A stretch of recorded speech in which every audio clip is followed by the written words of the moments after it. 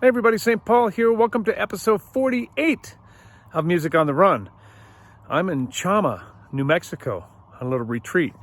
Check it out and enjoy episode 48 with Cleto Escobedo. Music on the Run, that's coming up right now.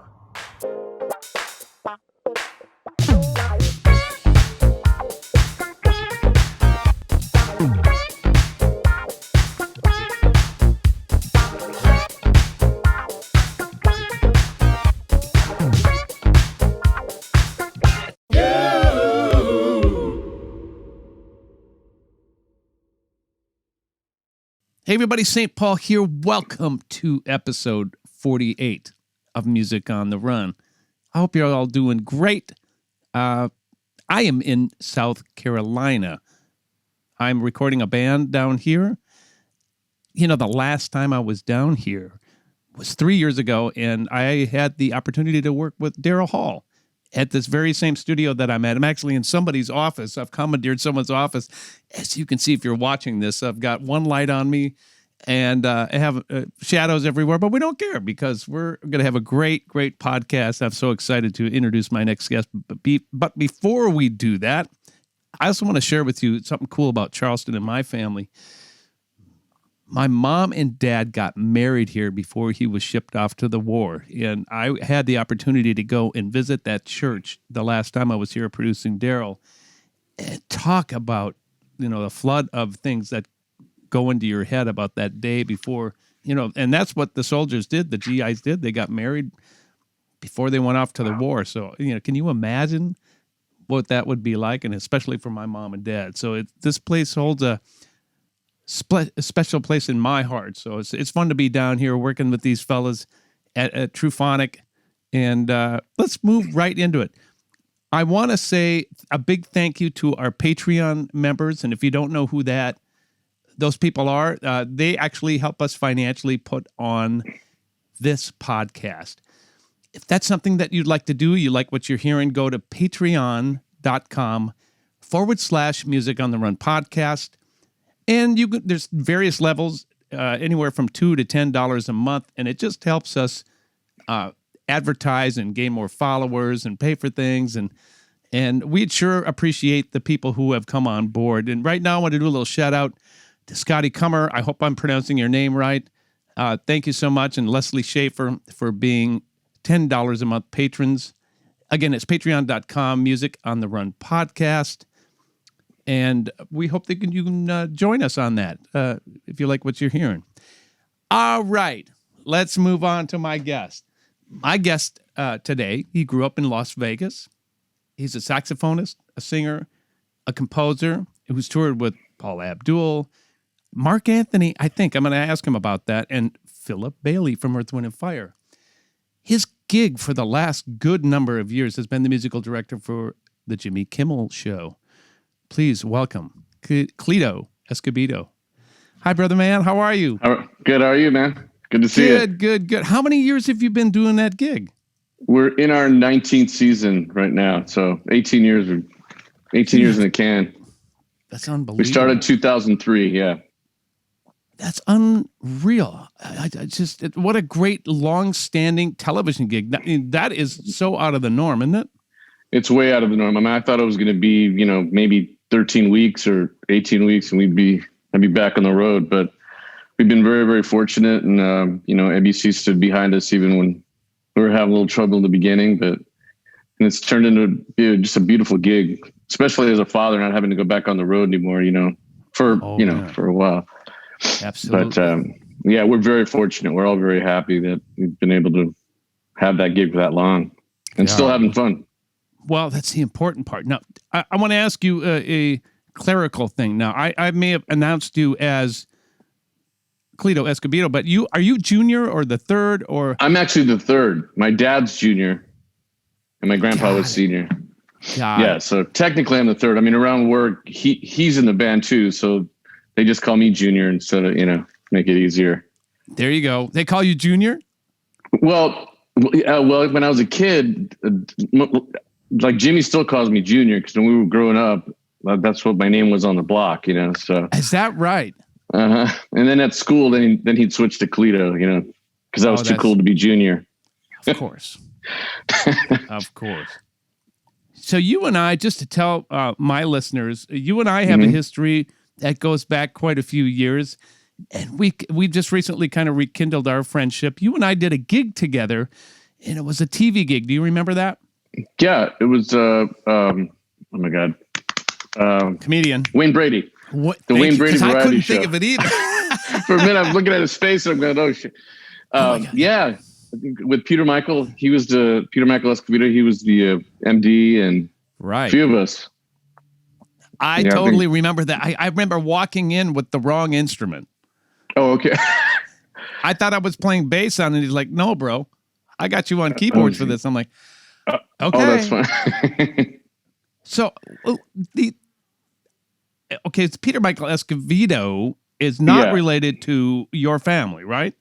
Well, Sheila and I have had this conversation because they used to spell their name a couple generations ago with a B, and a lot of their family is from Texas or came through Texas or something. I forgot what the exact story is, but we somehow think we might be related, and we kind of have some same features. And she calls me cuz, so there could be a connection. But they did go from B to V. Interesting. Yeah. I mean, I love those guys. What an incredible family they are, too. They're such a great family, yeah. I've known them for quite a while. You grew up in Vegas, right? Yes, sir. And tell me about your family, because I know you just shared with us that your pops is musical, but tell us about the rest of your family. Are they musical as well? I had... my dad comes from San Antonio, Texas. My whole family's there. His younger brother was in a very influential Tejano band called the Latin Breed. He was also a sax player. They're the only two that actually did it for like a living. And my dad credits my uncle Felix, who just passed away last week, for giving him like his musical, like, they sit around the fires and sing songs, and my dad would play along, and they'd sing old Spanish songs and stuff. And so that's where my dad felt like he got the bug. And then he joined a band called the Del Kings, and then rolled to Vegas. And that was like 65. And then, I was born in 66. So. Aha. Didn't he tour also with the Righteous Brothers? No, he had a couple of friends with they would open for certain acts, but the Del Kings turned into Los Blues. Okay. And they had a very long-standing gig at the Sahara Hotel in Vegas. So they stayed there for a while. But they had a really long run, and they were like the only game in town after the shows. So their first show started at like 2:30 in the morning. Oh. And the second one was 4:30. But it was tough, but not really, because like all the entertainers would get off their gigs and come see their band, like Elvis, Sammy Davis, Frank Sinatra, Johnny Carson. Like they would all go and party there, because that was like the only band that was playing. And they had a little like review kind of show. First, they would play. Wait, I think they would play first, and then they had like dancers and some other stuff. So it was more of a little show, but.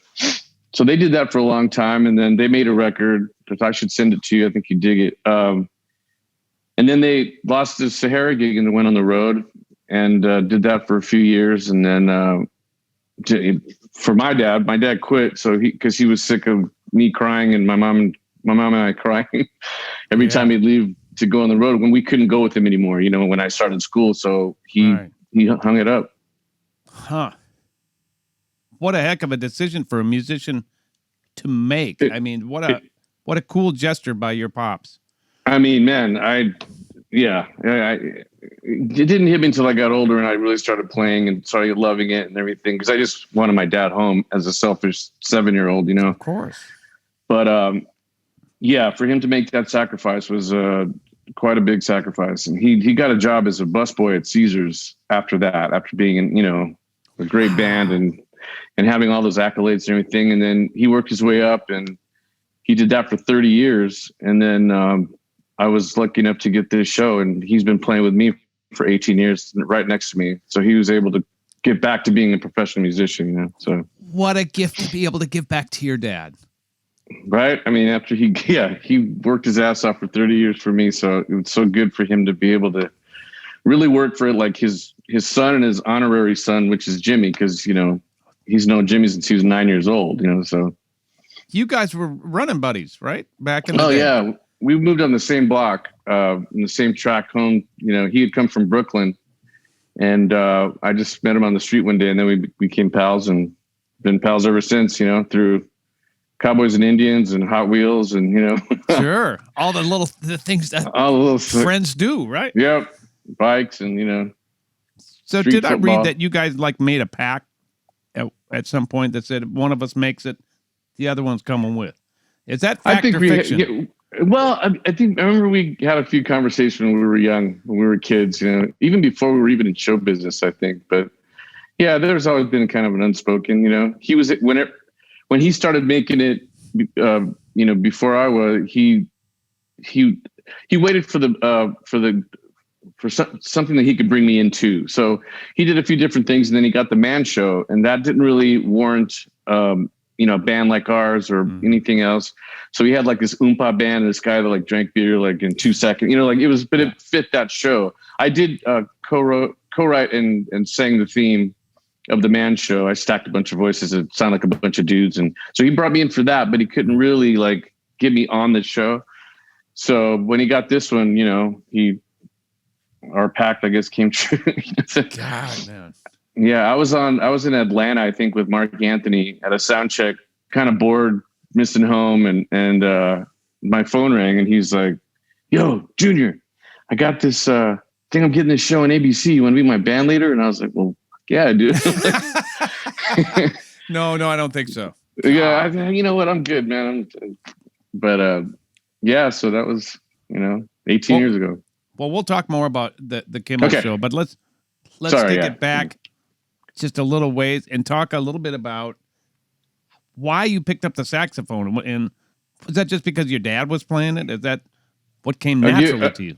That's actually a pretty cool story, because in Vegas, in sixth grade, they send you to a sixth grade center, and they have you can have an elective, so whatever that elective is, band, choir, whatever. So I get to the class the first day, and they're asking to pick electives. But one of my best friends from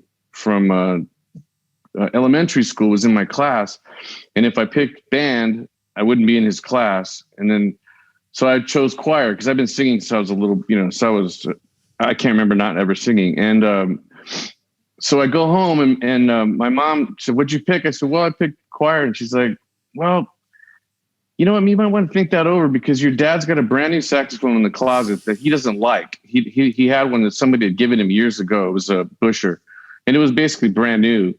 And she goes, "Listen, not every kid's fortunate to have a professional horn just there free, and your dad can maybe help you out a little bit to get you shoved off, And I was like, all right, like flippantly was like, yeah, I'll just play the saxophone, whatever.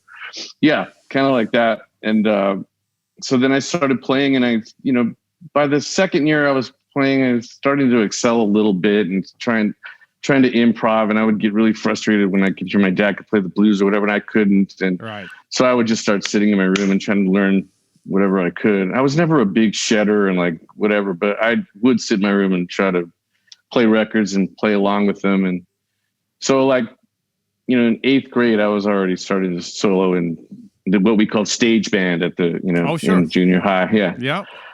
So that's how that started. What kind of record were you listening to, been playing along with back in those days? You know what? Let's see. Maybe a little later, but like all the Blues Brothers stuff, and really? I would just kind of play along. Yeah, and then whatever blues stuff I had, like I'd get the Jamie Aebersold stuff. Jamie Aebersold. Oh yeah, the play along. So I got like explain the Cannonball to my one. listeners what that is, though, because they won't understand that. Okay, well, back in the day, there was a guy named Jamie Aebersold, and they would like have a rhythm section, and then you could play the heads, whether it'd be like a Charlie Parker heads or like Cannonball Adderley. They had like, some of them were just like nothing but the blues, and they do all these different progressions. And back then it were records, and you would just, you drop the needle and play along with the melody, and then try to solo just to hone your skills as an improviser. Gosh. So you got to play in a band that was on a record, and it was basically they took your part out so you could be that voice, right? In practice. Right. Got it. Right. So you just play along and you're just kind of playing with the band, but it's just you in your room. Right. I think a ton of us did that as kids, but they're still around. I think I even have some upstairs in a CD form. I've got some on my iTunes as we speak. Yeah. They're great. Yeah. The players are unbelievable. I know. Yeah. A friend of mine that I work with that I think Eric Leeds, a great tenor player. Mm-hmm. He says he sits in his apartment and sheds 4 hours a day. Oh, he says wow. with the best musicians on the planet that happen to be on these Jamie Aebersold MP3s. Yeah, I know. It's crazy. He just loves it. So you're in 8th grade, man. When you get the bone to start, we got to take the show on the road. I mean, it wasn't 8th grade. I can only imagine. No. Well, I played all through high school and we would go to the competitions and the jazz competitions. And I had this one teacher, my high school teacher was obsessed with winning these competitions and all this stuff. So I was kind of one of the few that could solo.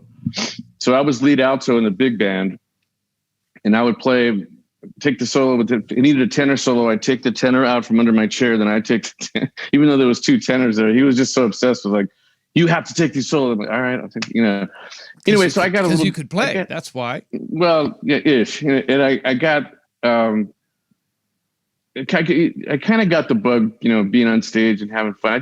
I more so loved the music and like the big bands and the jazz part of it and stuff. And so I kept going out through high school. I ended up quitting my senior year because of the same reason with the teacher that was obsessed with winning. I felt I wasn't getting an education, So I went to UNLV early and I joined their program early. So I did like early college studies there and I joined a couple big bands there, eventually playing in all 3 of them. Like I think 2 o'clock, 4 o'clock, and then what they called the zoo band, which was like, I think that was 3, I think, I'm not sure, but that's how I got started. And I originally enrolled at UNLV as a political science major because I think I had watched some Al Pacino, some lawyer movie, and I was like, yeah, that's what I want to do. I want to go fight the power, whatever. Right. And Justice for All. And I was like, yeah, I'm going to be a lawyer. Then about 4 weeks in, I realized I'm a terrible student, and I switched it right back to music major and just started. Kind of immersed myself back into that. Yeah. Right. And as far as, I hope I'm not being boring or long-winded. No, this is great. So you started throughout college, were you working the strip or what? Well, here's what happened.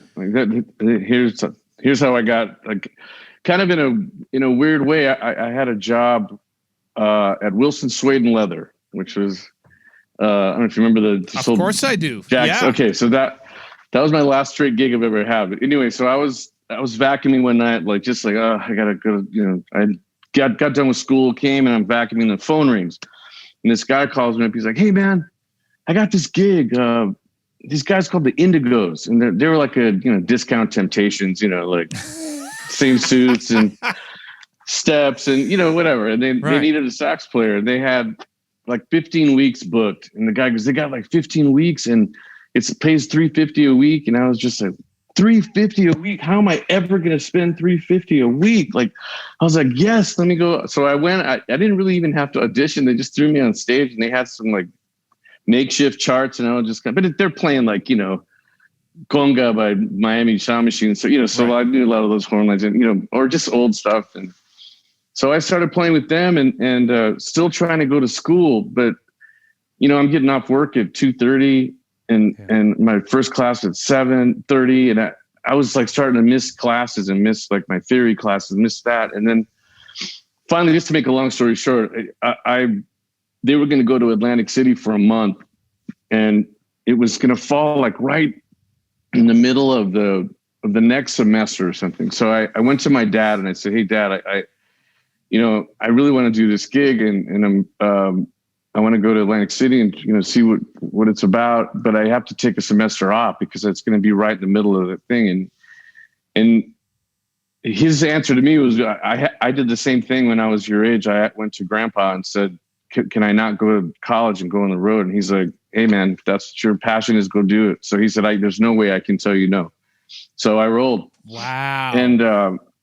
And before then, one of our friends that we were just talking about, Jerry Lopez, we were talking about not on screen, but so right before, I've been playing with the Indigos for a while, but we alternated with the band called Santa Fe at the Hilton, I think it was, where I met Jerry, and they would do a set, then we would do a set, and I just like fell in love with Jerry. I was like, who is this cat? And his singing and the band. And they were very popular in Vegas at the time, so I had known about him before. And but I just never forget. I walked in and he was singing something. He had long hair, and he had this like kind of Prince-like coat, like, and he just like he was just bad. I mean, he singing. I was just like, I want to be that dude right there. So we became friends, and he knew all about my dad, and like they came from Santa Fe, New Mexico, so they knew a lot about the Tejano scene. So they knew my uncle, but my dad's band, not to be braggadocious, but they were kind of a legend in Las Vegas for a long time, and people still know of them.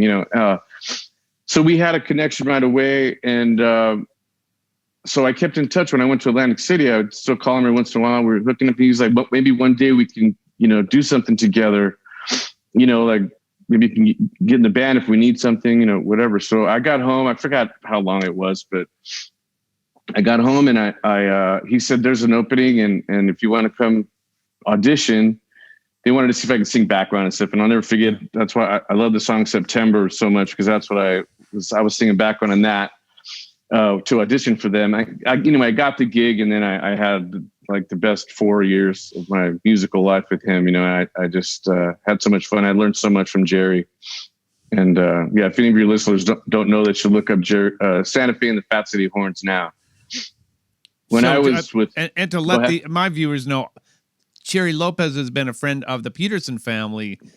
I can't remember for how long. And I've had the great opportunity to go and sit in with Jerry every time I go to Vegas. He's like, Monday night, come on out. We got your charts.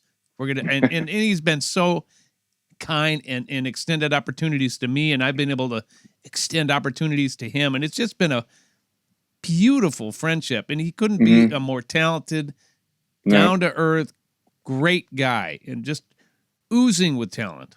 Yep. It's so fun that we have him in common. I can't wait to tell him that I interviewed him. He's on my list too. I got to interview him. Yeah, as well. You got it. Yeah, he's like my big brother, man. He taught me so much stuff about a lot of stuff, not just music. Oh yeah. I was 19 when I got in his. Tell. No, I was 19 when I got in his band. So I'm like running crazy. Like this is great. And finally, like in a popular band in Vegas, and it wasn't. They were playing really hip shit, like as opposed to just corny stuff, Right. People don't realize that there's a lot of really cool musicians in Vegas. I mean, more so now maybe, but like we always got tagged as like, gold lame jackets and, singing what's whatever. Wrong with gold lame? Nothing's wrong with that, but but you know what I mean? Like the lounge lizard shit, like totally. No, I get it. There's a lot of talented people there. So you spent 4 years with Jerry in I think it was 4 or 5. It might have been a little longer. Because I get some of my dates mixed up. Yeah, about 86 to like 91. Yeah. Oh wow. So I was playing. We did that. And we played all over Vegas. And then we'd go to Reno a lot, and we'd go to Phoenix and do whatever, but not extensive road stuff. Just mainly around the Vegas area. But it was so much fun, and we had a really good band. His brother Lenny was in the band with us, and us three had a really nice blend together. It was great singing with them, and they're definitely my honorary brothers, man. It's like and then their dad, who we lost a few years ago, him and I were very close because we were like the peanut gallery on breaks. Him and I tell jokes, and all his kids had heard his shit, so he had the new kid to tell all his old jokes to, So, and of course I loved him, but so those guys are very, very special to me, and Jerry is very instrumental in I think just me being able to keep, pursuing this career and having a long career that I've had, Right. So was it when you were with Jerry that you got the call to go on tour? Well, what happened How'd that happen? I was getting a little antsy. Like we had done a few cool originals, and Jerry had some original and stuff, but I was just like, I'll give you one thing that sticks in my head. I think going to a gig, because we started late, and it was at the old MGM, which is now Bally's. I saw this tour bus pulling out, and it was In Excess had just played, and they were leaving. And I saw I had a glimpse inside that tour bus, and there was like this little chandelier or something. And I was just like, "Fuck! I got to get in one of those tour buses. I got to like go see the world." You know, like not that I didn't love playing in Vegas or love Santa Fe. I was young enough, and I knew that this was the time that I needed to get out. You know, and I was about 24 and a half when that happened. So I started like trying to figure out ways to try to, you know, I guess get to LA, but I didn't want to come to LA and just be broke and, you know, try to, and I wasn't a rocker, so I'm not going to go play Gazzarri's and, you know, like, it's just like, and I'm not a jazz musician either, so I'm not going to go burn up the baked potato. So I had a kind of a style, you know, a certain avenue. So speaking of my dad working at Caesars, he used to work backstage with a lot of the people. He would take care of a lot of bands and you know, Julio Iglesias and Diana Ross, whatever. They would all kind of ask for him. So he would take care of all the guys. And he would take especially care of the side musicians because he was a musician. So he had he really would want to take care of them and not treat them like just the help, you know. But anyway, long story short, Chicago's playing at Caesars, the band Chicago. And my dad knew Walt and all the guys from years ago before they used to play in the same circuits before Chicago blew up. And so their then tour manager was talking to my dad because my dad would tell him my son's playing at the bars. I was literally there in the showroom and we were at the bars with Jerry. You know, he goes, yeah, he said, I forgot if he asked or whatever, but he said, I'm going to be Paula Abdul's tour manager. And do you know any like sax player or whatever? He's like, yeah, well, my son, but like, you know, you should audition him, you know? So, so months later, I get the call that they're going to have auditions here at a place called Third Encore. And we, at that time, we were at the Sands. I was playing with Jerry at the Sands, and the audition was going to be on a Sunday. And almost every gig that we ever did, we were off on Mondays. But for some reason at the Sands, we were off on Sundays. So like the stars aligned, and I was able to fly out on my day off and come do the audition. Because what they did, they put us in like 5 different bands. So different bands played, and they were going to handpick from different people. So I get a call back. No. I go and, yeah, here's what happened. So I go do the audition.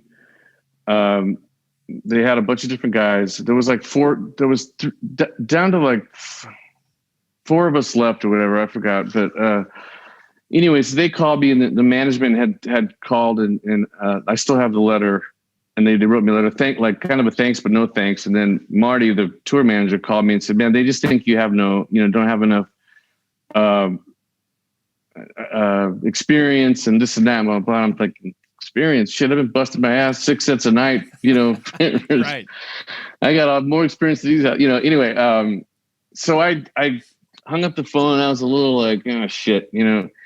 And then I picked it right back up, and very, very out of character for me. I'm a horrible self-promoter, but I just knew that this was my only shot out, you know, like I knew I had basically this one shot. And I called him back. I said, hey man, you got to give me you got to let me go to the callback. I said, I rap, I sing, I dance, which is all bullshit. I sing and play the sax.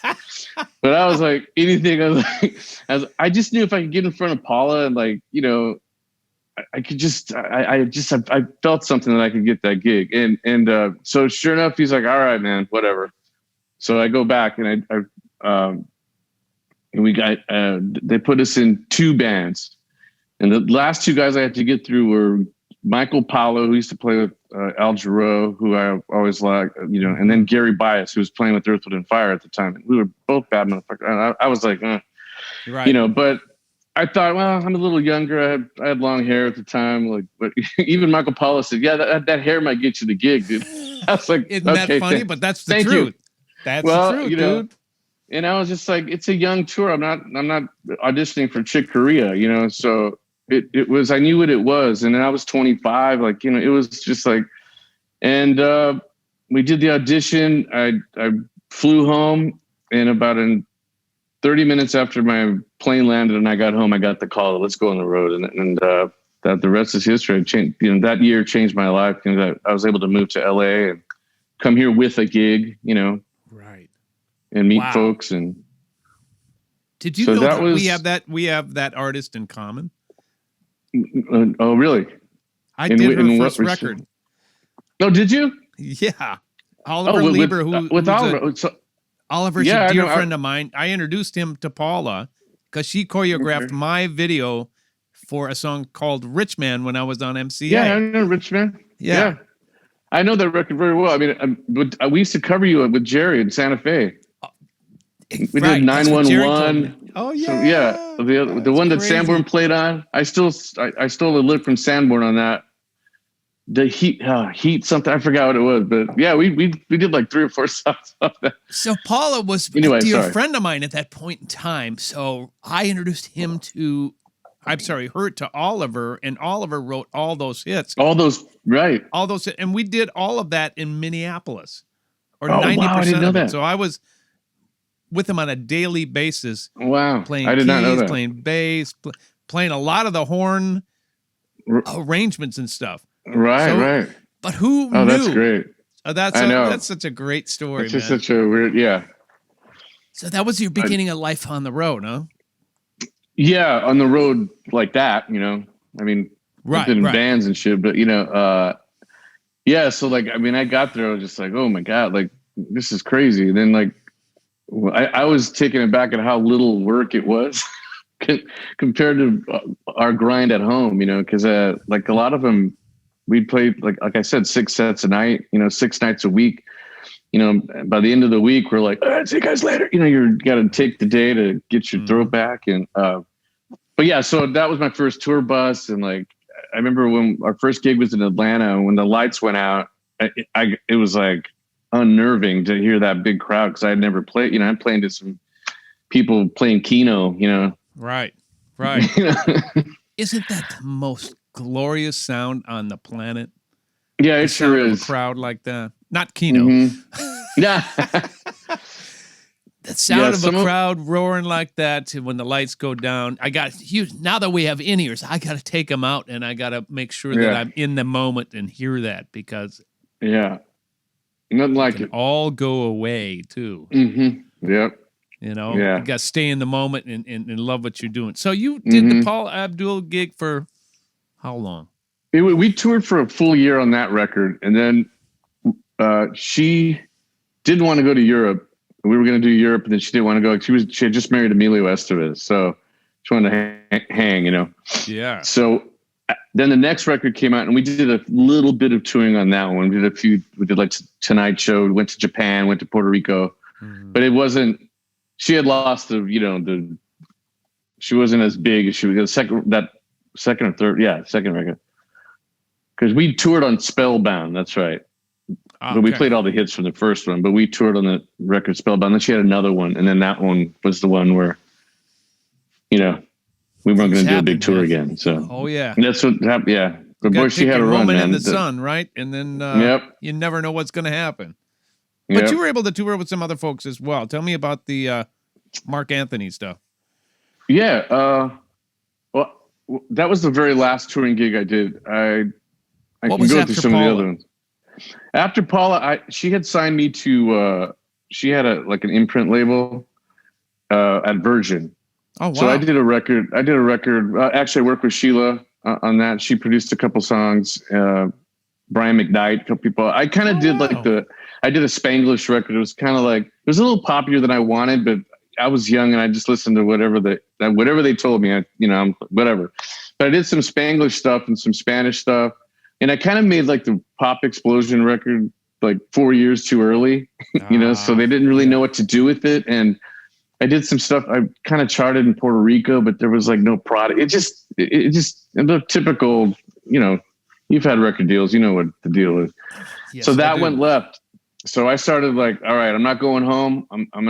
I still kept trying to pursue being an artist, but I just thought I'm going to work. So I just started started going and I started doing vocal sessions, a lot of stuff in Spanish. I found that little niche and I found some people that got me into that. But through that, I recorded with a guy named Luis Miguel, who's like, for my money, man, one of the baddest singers, I mean, walking the planet. I mean, he was amazing. I didn't know how big he was, but during recording a couple of these songs, his band leader was like, yeah, we're losing our trumpet player. Do you want to, like, maybe you can play alto and sing background? I'm like, yeah, sure. So that was my first, like, bigger artist that I toured with him. But talk about crowds. He would get like police escorts, like in Argentina. We played River Plate Stadium to 80,000 people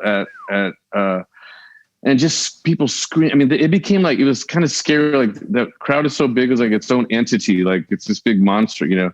Wow. But, yeah, so I did that, toured with him. I only did one South American tour with him.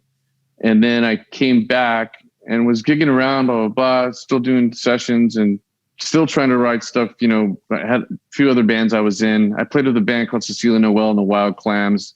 That kind of kept me sane for years. It was like a salsa funk rock band. I used to say she was like Gloria Estefan on like acid and steroids, kind of a, you know, she's right. From Peru. She's like she's the best. And my whole band is that's how we met. The band that I have on TV now. Okay. Yeah. We all played through that. We all went through that band and met that way. But anyway, to keep going. So I bopped around, did my thing. I'm still making a living, you know, fine, but not. Oh, in between that, I toured with Philip Bailey twice to Japan, which was like my favorite, one of my favorite gigs I've ever done. It was so funky, and he was so nice, and I totally one of my childhood idols. And so for those of you who don't know who Philip Bailey is, he is one of the lead singers of the band Earth, Wind & Fire, and he did some solo stuff too. Yeah, and that's what he's like. Yeah, Easy Lover with Phil Collins and stuff like that. But yeah, so I toured with him. But anyway, so after that, blah, blah, blah, I get a call that Mark Anthony's looking for background singers. And since I've been doing some Spanish stuff, I knew a lot of those people. So I just went and I sang, and I just sang. I wasn't really auditioning. They just like gave us his stuff. And it was right when he had that, like I said, the Latin explosion hit. So he did some stuff in English. So I did both the pop stuff and the Spanish. But so I toured with him for like 3 or 4 years. Like, you know, we did a couple tours. Yeah. And a lot of the TV stuff. And so I was in New York all the time with him, which was really fun. Yeah. And the band was amazing. I used to get so frustrated because I couldn't play with that band. They carried 2 trumpets and 3 trombones. Oh, it's a straight up salsa band. Yeah. Right. So, and some salsa bands will have sax players, but not a lot of them. So I was like, shit, you know, like, but it was still fun. And I was singing all those things. He's another bad mofo, like high and hard all night, every night, like never loses his voice. Like, I don't know, you know, like I'm not that durable, but well, 6 sets a night. I think you're pretty durable. Yeah. Give yourself more credit than that, bro. Right. But yeah, so man, so I did that and had fun with that. And then I got the call from Jimmy, and then that was, you know, like I said, 18, 19 years ago. Perfect transition to the Jimmy Kimmel Show. You are the musical director. What does that entail on a daily basis? So that, like, for me, what I like pick all the songs that we played, and I let the guys, I don't write everything because I wanted to spread the love since I wrote the theme. I thought, let me have the guys do the walk-ons, you know, and some of the bumpers. We'll do like 2 covers a night, you know, some like whatever, the 1975, whatever new band, you know, 21 Pilot, you know, we play all the younger bands trying to stay, you know, hip as it, you know, and then we play some funk shit at the end. You know, that's what, you know, we're kind of a horny funk band, you know, like that's what we like to play. And, so we do that, but so I go find songs too. Like I search the charts, Spotify, whatever, anything that's good for our band. Like that's kind of what I do. You know, I cut off, you know, I'm the band leader, you know, and like we used to have a joke, like, you know, if you meet a girl, does this look familiar? You know, like as he cuts the trying to be cool. Right. Yeah. But, yeah, so, you know, I just kind of run things and out, you know, the producers will call me for a bit, you know, like we need a fake commercial. Can you sing this? Or my right-hand man's Jeff Babco, a keyboard player, trombone player as well. So he'll usually do the tracks. Him and I'll, we'll sing the stuff together, or if we need a female, we'll produce that and have the female come in and, sing or whatever. And just the day-to-day business stuff that I'll take the heat for the, not take the heat, but like when there's stuff coming down from the top, whatever, I get the call and then I'll tell the guys what's going on and what else. But mainly, I'm just cutting off the band and picking songs and, playing with my guys, How much different is the grind of that than touring? Just to differentiate for my listeners. Well, the touring, you're on the road, and as you're sleeping kind of weird, and some sound checks go longer than others. I'd be off in a strange city, and I don't know. There's a different kind of a grind. Like for this, it's just more of a 9 to 5, and each day has a different challenge. Like I said, sometimes there's a few bits that they need to get right away, and like, oh shit, I need it by 3, and so, whatever. And then some days we just go sound check, and then we come back. We go to Jimmy's rehearsal, we do our rehearsal, then we don't do anything until we tape. Right. So it can be easier, but I do miss some aspects of touring too, but I think it's kind of a young man's game as well. Well, you can't really, with the gig you have, you can't really go on the road. Is that right? Yeah, what? I can't. I mean, the guys can and have, and I've let, they sub out if they need to. And I have a couple subs each chair deep, Sure. But like, Babco's, he's toured with James Taylor and Sheryl Crow, and I would let him leave for a while. Toshi, our guitar player, Toshi Anagi, used to tour with a guy named Yazawa, who's very big in Japan. So it was just a very lucrative gig, and I'm not going to, staple somebody to our stage. So I'd like everybody to be able to go out and do it. As long as we can do the gig here at home, but you save their seats for them, don't you? Oh yes, sir. They're not only my favorite musician, but they're my pals, man. So they're like my brothers, and especially but Jeff, Toshi, and I have been in a lot of different situations, and we've known each other the longest out of all the guys. That's pretty special, though, man. I got to give you props for that, because not every band leader will do that. I mean, some guys would go, I'm sorry, if you're going to go do that, the chair is going to be open and someone's going to come in. Right. But the fact that you hold down that, and that gives your buddies stability. Yeah. That's totally a great thing. So, yeah. And I also I'm very clear with them that let's make sure it's really worth it for you to leave and to have us cover you, because if it's just some, kind of weird little tour, I don't know, touring with someone like James Taylor, or, what I mean? You got to let them experience that. That's a once in a lifetime kind of thing, and it helps that Jimmy's cool with it too. And like a lot of the people like Jeff, he plays with Martin Short and Steve Martin. Oh, he tours with them. Right. So, and then so it just works out because like Jimmy's a big James Taylor fan, of course, a huge Martin Short fan, friends with Martin. And, he's like, sure, go take a day off and go work with them for a weekend, so, and we'll cover it, so, but things like that, you kind of have to let your guys experience, man. I'm not that selfish. That's really cool. And one of the things that's got to be great for you, even though you can't personally go on the road, is that you get to sleep in your own bed every night, don't you? Yeah. I mean, and I do, being a father too, like to young children. I mean, I didn't have kids till a couple of years into the show, but to be able to put them to sleep at night and wake up with them and give them breakfast and take them to school. And then that's huge, man. It's like, as you know, and I was on the road with guys that had little kids, and it's hard. It's really hard. What a luxury. It's a giant luxury. Great gig, man. Yeah, man, I pinch myself daily. So you've gotten to play with a lot of artists on that show, right? Yeah, ton of people. Give me some examples of that come to mind. Well, I'll just because it happened last night, I'll give you.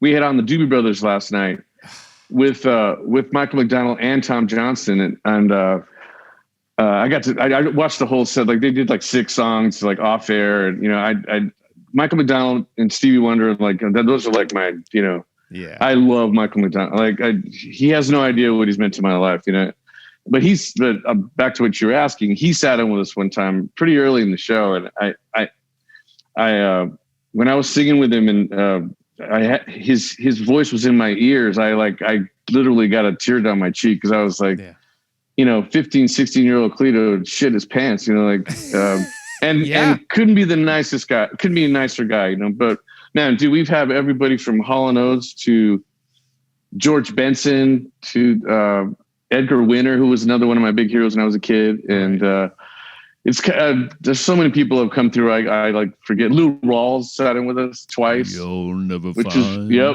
But it was so cool because that's like my childhood. But I couldn't agree with you more. When I did the Donnie and Marie show, Lou Rawls, Brittany, Justin Timberlake before they were anything. I got to play with Robert Palmer, Stevie. Amazing. That's amazing. Yeah. My mind was completely blown out of the water to be able to play with my heroes. Once again, what a great thing for musicians. Your list of credits must read like after 18 years, 20 miles long. Yeah, I mean, we've just been lucky that people sit in with us and they, Have there been any turds coming on when you? This is a very unfair question, but I'm going to ask it because I already know the answer to this, but you don't have to name names. Have you ever had someone come on and you've had to play with them and they've been either not very good or terrible to work with? There's been both. And then I'm not going to name any names. No, don't do it. But I won't. But there's been a couple of turds musically that were like, really? Like people that you would think that would have their shit together didn't. Right. And then a couple that are definitely less enthusiastic. They're like kind of bummed out that they're sitting in with us as opposed to out on our big stage or something, and the attitude was definitely, you could tell. So, and we just try to be accommodating, and we're there hosting. We're basically hosting some musicians, and but there's been some that are so great. Like we just had so much fun and so down to earth, and right. And then there's some funny ones. I'll give you. Oh, please. You can name it.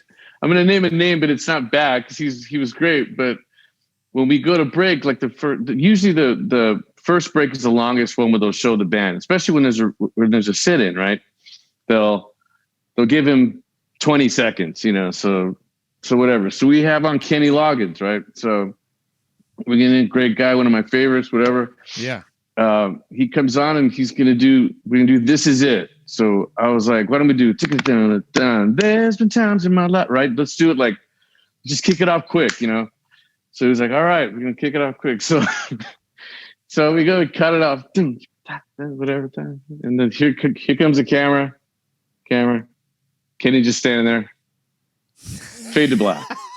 And I go, and then right as we go off camera, he starts singing, and I was like, oh, dude, like I'm trying to get you on TV, like I want the America Kenny to see you. But he just kind of hanging, and that's the problem too. Some of them don't get like what we're, or like that we cut off quick. Like we had on George Thorogood, and he was great. It was fun, but he didn't get as soon as there's a one shot of Jimmy, I'm cutting the band. There's some, I'll try to make it musical, but sometimes it can't be. It's just like we're mid phrase or whatever, because I can't play over Jimmy while he's trying to like, hey, we're back, Right. And he was at rehearsal was trying to teach us all these endings, but I was like, dude, we're not going to get to the ending. Yeah. No. So, but here's my ending. Boom. That's it. Yeah, that's kind of it. Yeah. Right. So, but they finally get it, and but that's a really fun part of the gig too, to have to have guys like that and being able to play all those cool songs. Oh yeah, you get to cover all those great songs. Well, look, you're on TV all the time, and because this is called Music on the Run, we also like to focus about how you stay healthy, man. How you keep looking like you're, 35 years old, young man. What does your health mean to you, man? How do you stay healthy? I just try to eat right, and I'm very good at portion control. Like I'm not. Yeah, I'm actually not, but as I got older, I had to be because like when I was a kid, I could eat a pizza after the gig at 3 a.m. and wake up a pound lighter, and Yeah.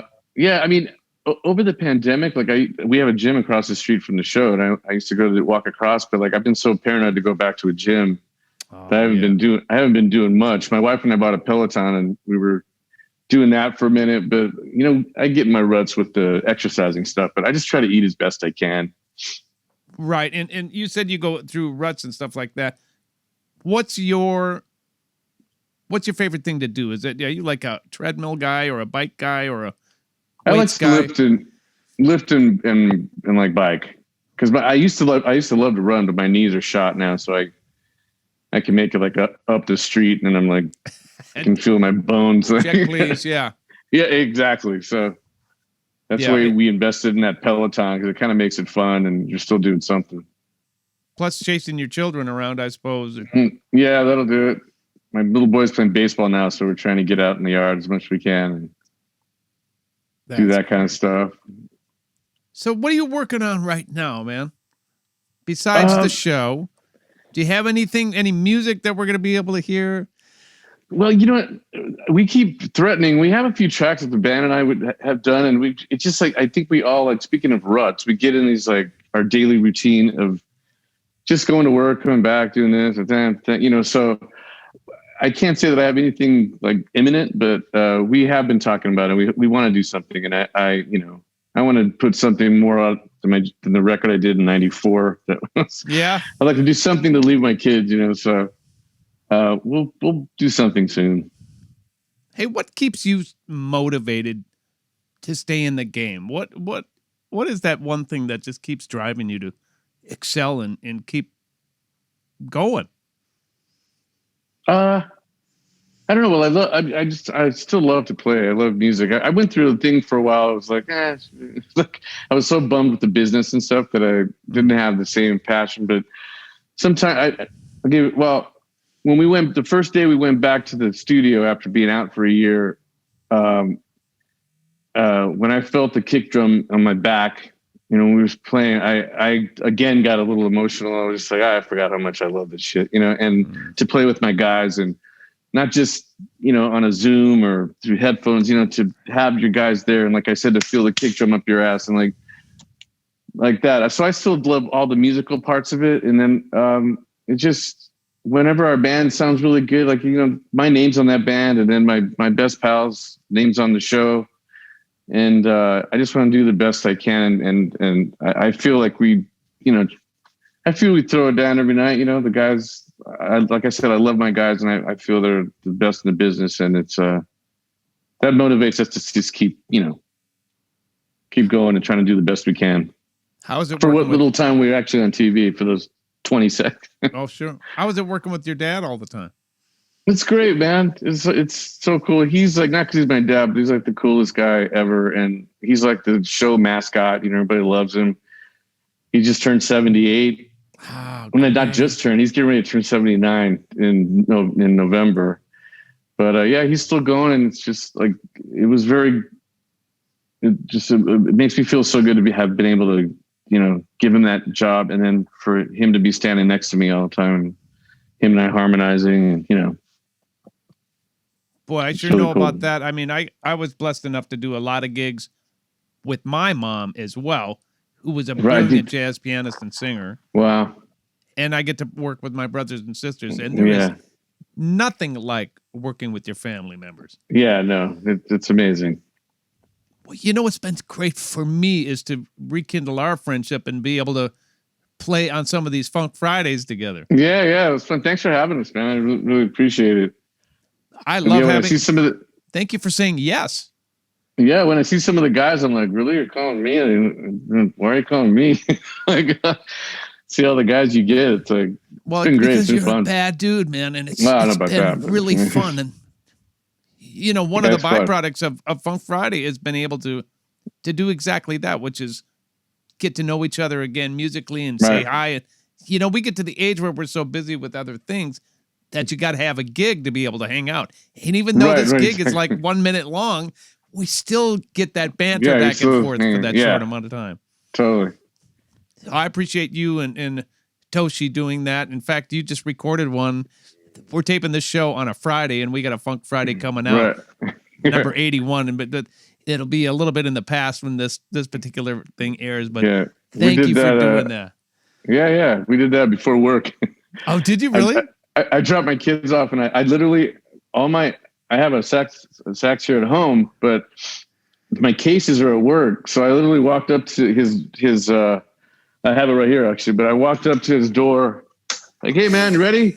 Like I didn't even have a case. He goes, "You have no case?" I go, "No case. It's at work." I was like, "Shit," but I had to do it that morning, so I put it in my back seat and went over to his pad and we did it.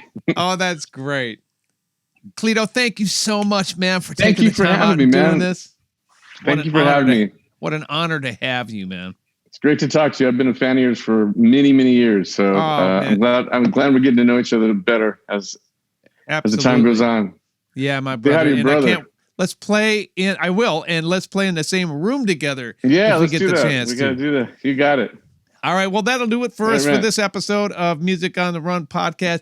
Thank you for being a fan, and thank you for listening. And we'll see you in a couple of weeks. Thanks, y'all. Music on the Run was hosted by yours truly, St. Paul Peterson. Edited and produced by my buddy Davide Raso. Artist relations by Owen Sartori. Video editing by Tanner Montague. And a very special thanks to the people who financially support this podcast. And remember, love each other. Yeah!